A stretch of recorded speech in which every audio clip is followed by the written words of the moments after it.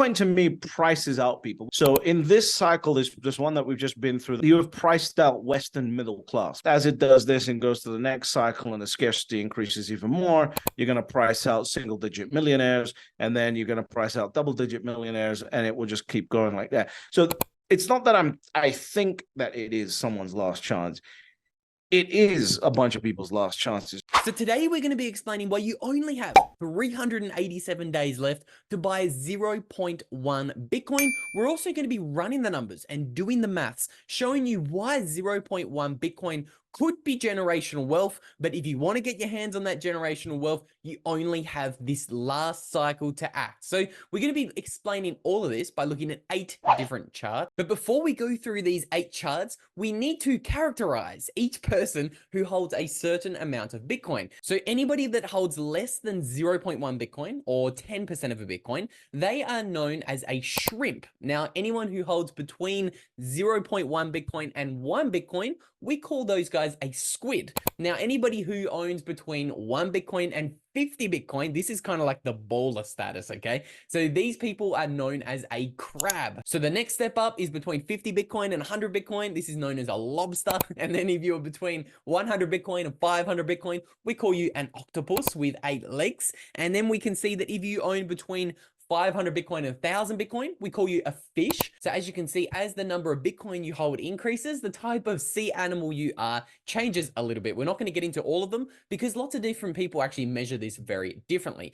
So let's begin by taking a look at the whales, the people who hold more than 10,000 Bitcoin in each Bitcoin address. So we can see that this actually peaked before Bitcoin's 2017 parabolic Bitcoin bull market. And this number of addresses peaked when Bitcoin was at that price of around $1,000, okay? So again, let's do some math. So again, if you hold 10,000 Bitcoin in your address, and if Bitcoin is worth about $1,000 per coin, we can see that this number peaked at around $10 million of net wealth. So the number that counts here is this $10 million number. We can see that once it took more than $10 million in net worth to accumulate 10,000 Bitcoin, this essentially priced the majority of people out, okay? And this number peaked, and the amount of people holding 10,000 Bitcoin has only declined since then. Something similar is seen when we look at the number of addresses holding 1,000 Bitcoin. So again, as Bitcoin entered a bull market and the price of Bitcoin started to increase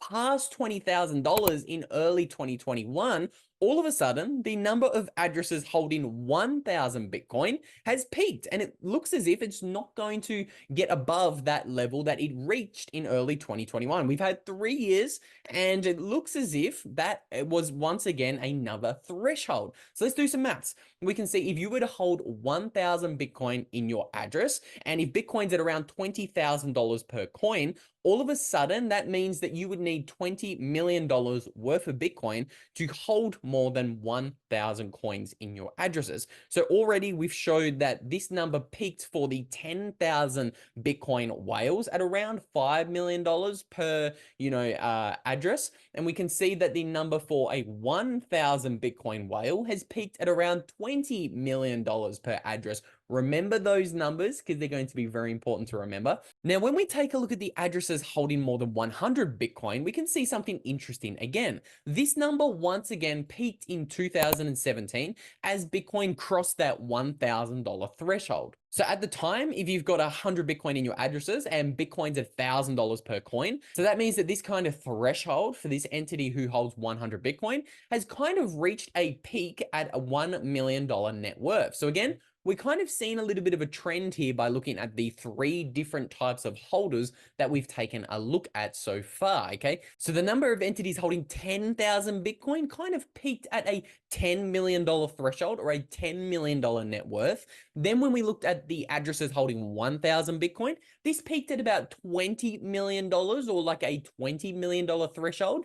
But now we've seen a significant stair step lower when we've looked at the amount of Bitcoin or addresses holding this 100 Bitcoin threshold. We can see that this has peaked at about $1 million per coin. So we're kind of seeing a little bit of a trend or a little bit of a shift happen in the data let's now look at the number of addresses holding 10 Bitcoin. So today that's worth around $600,000 to $700,000 of money. Okay, let's take a look and we can see that this number right now again has really struggled to get above its peak that it set in the last cycle, all the way back in 2020 and 2021. And it looks as if it is on the decline today, as Bitcoin has once again kind of touched its new all-time high. And once Bitcoin got above $50,000, looks like this number might have peaked permanently. Again, we're just speculating. We don't know what's going to happen in the Bitcoin space. All we know that today we are in a 4-year period of supply suffocation.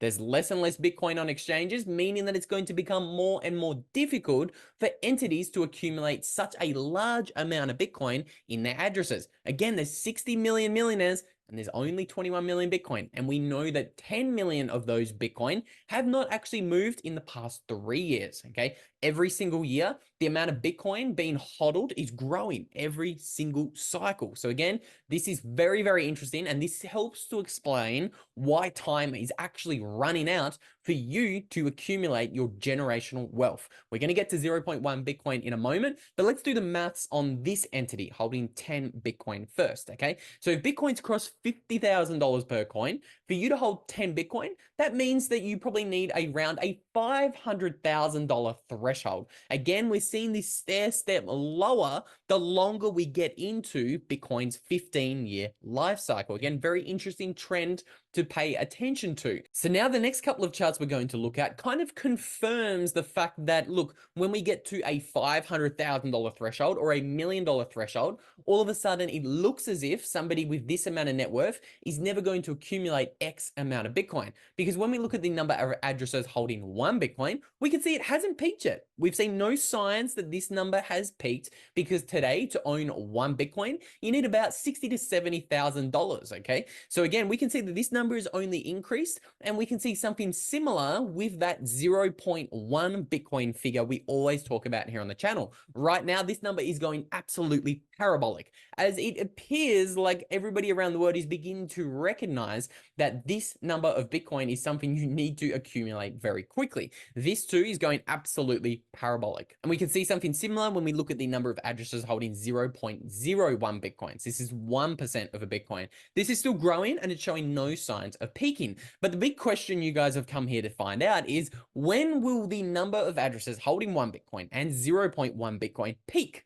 And when will we reach a period in time where we will never see a growing number of people accumulating this amount of generational wealth? Well, let's have a look at what could potentially happen next cycle. Okay, again, nobody knows where the price of Bitcoin is going to go in the future, but most people in the Bitcoin space in particular expect it to go somewhere between $200,000 and $500,000 a coin. Again, let's just use some simplified numbers for the purposes of today's video.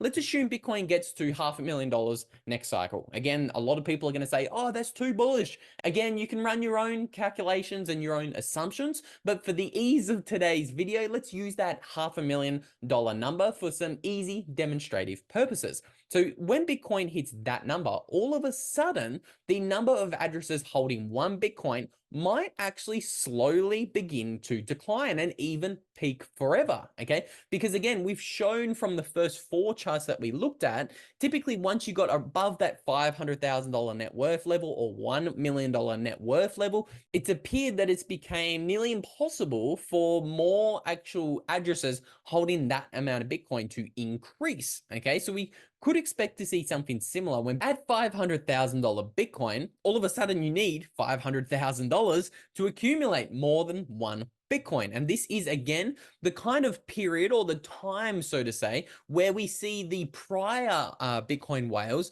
slowly begin to divest and not accumulate more Bitcoin. We saw that with the 10,000 Bitcoin, 1,000 Bitcoin, 100 Bitcoin, and 10 Bitcoin, thresholds, so to say.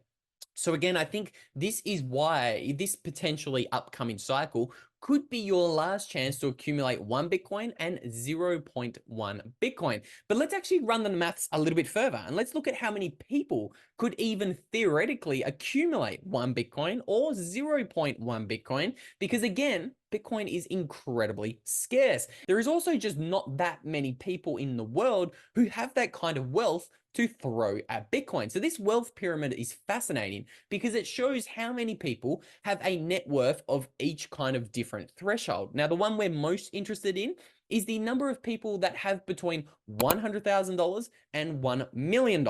Because again, if Bitcoin is at $500,000 a coin, that means people in this kind of threshold could nearly afford to buy one full Bitcoin. Now we can see based on 2022 data, around the world, there's about 600 million people who have this kind of net worth. So that is about 11% of the population that was surveyed in this pretty extensive, pretty broad study, okay? Now, if you want to take this one step further, we can have a look at the average annual income in each respective country around the world, and we get data that kind of lines up with what we can find in this wealth pyramid. We can see that there's only really 15 countries that have an average annual income of above $50,000. So why is that number in particular very important to focus on? Well, if Bitcoin's at $500,000 a coin, that means that to own 0.1 Bitcoin, you're going to have to be having at least $50,000 of spare capital a year, okay? So this already prices so many people out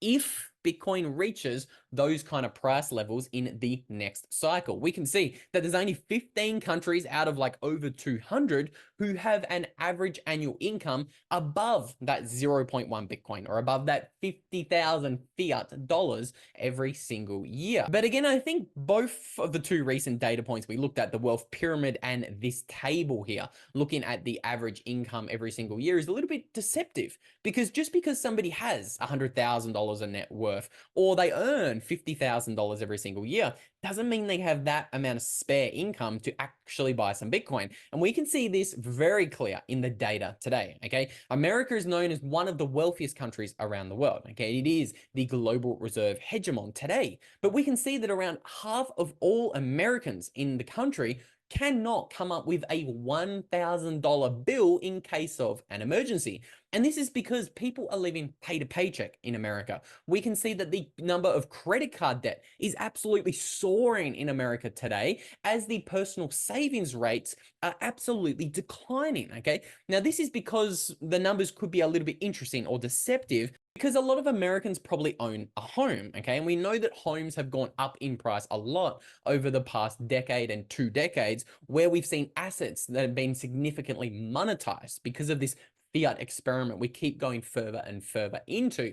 So somebody on paper might have a home that's worth 100 or 200 or $300,000, okay? And their net worth could, theoretically be about $100,000 or $200,000, but how much spare income do they have? How much equity do they actually have in that home? Again, nobody knows. That's the $34 trillion question in America's case. We can see that most people just simply don't have the free cash flow to come up with $1,000 in case of an emergency. Now, this is interesting because, again, to buy 0.1 Bitcoin today, you need around 6,000 or 7,000 spare dollars, okay? So already half of Americans, half of the people living in the world's richest country around the world don't have the spare money to buy 0.1 Bitcoin. And when we dive into the Bitcoin specific data, we can see that not many addresses are really holding this amount of 0.1 Bitcoin. So this website's one of my favorites. It is called the Bitcoin Rich List. And we can see that today, there's only 4.5 million addresses that actually hold more than 0.1 Bitcoin in them, okay? Now, some people might say, oh, 4.5 million people, that's okay. 4.5 million people own more than 10% of a Bitcoin. But let's remember, you can actually hold multiple different addresses if you own Bitcoin. Me, for example, I probably have more than, 10, 20, 30, maybe even 50 different addresses in the different wallets that I have, okay? This is a big, interesting kind of caveat that needs to be said. You could have a wallet of Bitcoin and you could have one Bitcoin in it, but you could have multiple different addresses. Okay, so again, this is interesting. And I actually think that most people probably own, more than one address, for example. I think most of them probably own more than 4 or 5 addresses. So I think it's actually very unlikely that there's more than 1 million people in the world today holding 0.1 Bitcoin, which is really astonishing when you actually think about it.